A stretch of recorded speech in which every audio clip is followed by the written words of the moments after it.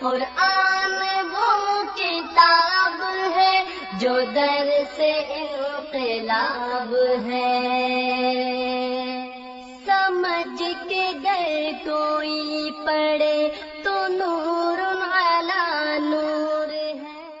سود خور باپ کی اگر وراثت آ جائے، باپ فوت ہو گیا ہے اور اس کے پاس حرام کا مال لاکھوں کروڑوں اربوں میں ہے، اولاد اس کو بانٹے کہ نہ بانٹے؟ اولاد بالکل بانٹے گی۔ باپ کا سود ادا کر دیں جو بینکوں سے لیا ہوا ہے، جو لوگوں کو پیسے دینے ہیں حرام کے وہ دے دے، اور جو باقی بچے وہ اس کی اولاد آپس میں اسلامی طریقوں کے مطابق تقسیم کر سکتی ہے، کیونکہ گناہ جتنا بھی ہے وہ سارا کمانے والے کو ہے۔ اس لیے وہ والدین جو آج اپنی اولاد کے لیے حلال حرام اکٹھا کر رہے ہیں، ان کو سوچ لینا چاہیے کہ گناہ سارے کے سارا ان کو ہی ہے، کھانے والوں کو کچھ بھی نہیں ہونا۔ اس لیے اولاد کی خاطر اپنی آخرت برباد نہ کریں۔ اللہ تعالی ہم سب کو بچا لے۔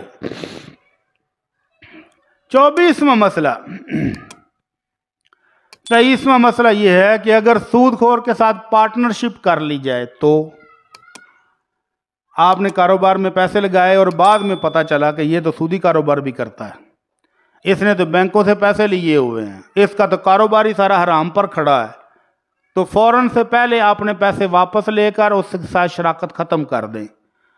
اور اگر اس کا سارا مال حلال کا ہے، تھوڑے سے فیصد اس کے حرام کے ہیں، تو پھر بھی جائز نہیں ہے، لیکن بکراہت گزارا ہو سکتا ہے۔ لیکن اگر ایمان تازہ ہو، ایمان زندہ ہو، تو فوراً علیحدہ ہو جائے، اپنی حلال کی کر کے کھا لے، تھوڑے کما لے، زیادہ نہ کمائے تو وہ بہتر ہے، اس کے نسبت کہ اس حرام خور کے ساتھ پارٹنرشپ کر کے خود بھی گناہ گار ہو، اس کو بھی گناہ گار کرے۔ تو اس لیے سود خور کے ساتھ پارٹنرشپ بھی جائز نہیں ہے۔ 24واں مسئلہ اسپین کی ایک خاتون نے پوچھا ہے، کہتی ہیں جی جہاں پر ہم نے گھر کرائے پر لیا ہوا ہے، بچوں کا سکول، میرے خاوند کی ملازمت اور سارے معاملات ہمارے 150 کلومیٹر دور ہیں، 100-150 کلومیٹر دور ہیں، روزانہ آنا جانا سفر کر کر کے ہم تو تھک گئے ہیں، اب اس علاقے میں جائیں تو گھر کرائے پر نہیں مل رہا، تو کیا اس مجبوری کی حالت میں سود پر بینک سے گھر لے لیں؟ مجبوری سمجھ رہے ہو؟ سمجھ رہے ہو؟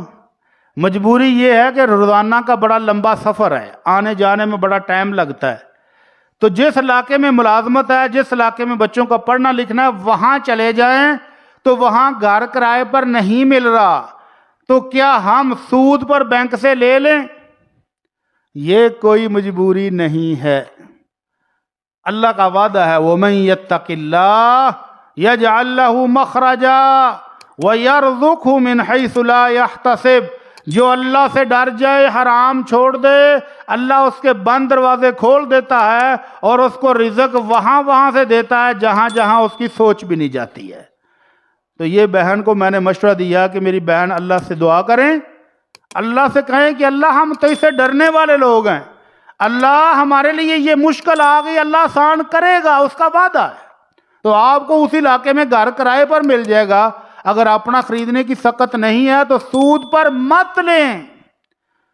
ہمارے کچھ علماء کرام کینیڈا بیٹھے ہوئے ہیں بڑے عرصے سے، ان کا فتویٰ ہے کہ چونکہ آپ ان ملکوں میں رہتے ہو تو ان ملکوں کی معیشت میں حصہ دار بنیں، ان سے بینک سے گاڑیاں بھی لے لیں، گھر بھی لے لیں، تو یہ تعاون ہوگا ان ملکوں کے ساتھ جن ملکوں میں آپ رہ رہے ہیں۔ یورپ کی موجیں کر رہے ہیں تو ان حکومتوں بھی کچھ فائدہ اٹھانے دیں، ان کو بھی کچھ فائدہ پہنچائیں، تو ان کو فائدہ پہنچاتے ساری زندگی کما کے ان کو قسطیں دیتے رہتے ہیں اور مکان کبھی بھی اپنا نہیں ہوا۔ جس مہینے بیمار ہوئے اس مہینے کام پر نہیں جا سکے، قسط لیٹ ہو گئی، اب جو سود آئے گا وہ اس قسط پر بھی ہوگا اور اصل قیمت پر بھی ہوگا، اب اس کو اتارنے کے لیے اگلے مہینے ڈبل شفٹیں کرنی پڑیں گی، پھر بیمار ہو گیا پھر ٹرپل کرنی پڑیں گی، اور بالآخر بے شمار لوگ ایسے ہیں جنہوں نے قسطوں پر گاڑیاں اور گھر لیے تھے، وہ گاڑیاں اور گھر بیچ کے بھی بینک کی قسطیں پوری نہیں ہوئی۔ تو اللہ تعالیٰ سے ڈر جائیں، ایسی مجبوریوں کو مجبوریاں نہ بنائیں کہ جو مجبوری ہے ہی نہیں. اللہ سے ڈر جائیں, اللہ مدد کرے گا. اور جب تک اپنا گھر نہیں ملتا اس وقت تک کرائے پر رہیں. اللہ تعالیٰ سب کے لیے آسانیاں فرما دے.